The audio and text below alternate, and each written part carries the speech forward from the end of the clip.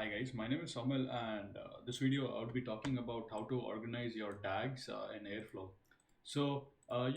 With the very little documentation that I found on the internet and not much resources on how to do that, the post on Stack Overflow helped me a lot. So I was casually going over this post and I decided to give a shot. So this is what works for me, and I want to share this. I want to share how you can organize your tags. First of all, you have a folder called as tags.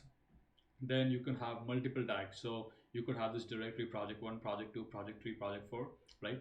And then what I'm saying is you have a common folder and you can put all your helper function in that common folder. For example, just for simplicity, I have a very simple example. I have a function called as sum work. It's in the common folder, and if you see how I'm importing it, this is very important.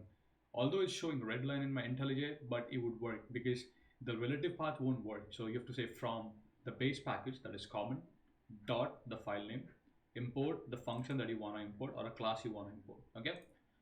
Once you do that, you could come to your project and you can use that here. So the following work for me. You have to say the folder name, and then you would say the function because you're already importing it under init method on the comments. So this works pretty fine. Let me show you. Basically, I'm just calling this on the function some word. As I said, the entire snippet is also there on my GitHub. Links are in the description. Let me show you how it works, everything. So basically, this is Celery, Redis task queue. We have, what do you call that? So flower, all of that is there here. Okay, scheduler is running on a separate Docker container. Everything is running on separate Docker containers. So if you wanna know more about that, I already do have a video, so kindly check it out.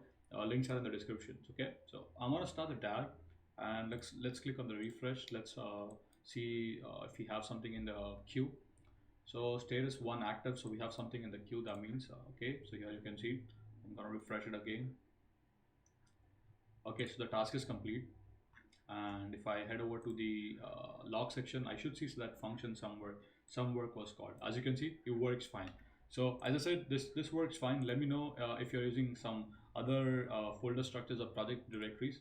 I would be very happy to learn as well. But following things work for me, as I said, just wanted to share that with you. I would leave the links for the Stack Overflow as well. So the problem with the Stack Overflow is that they said how to organize it, but they never said is it a relative import or an absolute import in Python. So I thought this might be useful for a lot of people who want to try to organize their tags. Thank you so much for watching. Once again, keep smiling, keep coding, and see you guys next time.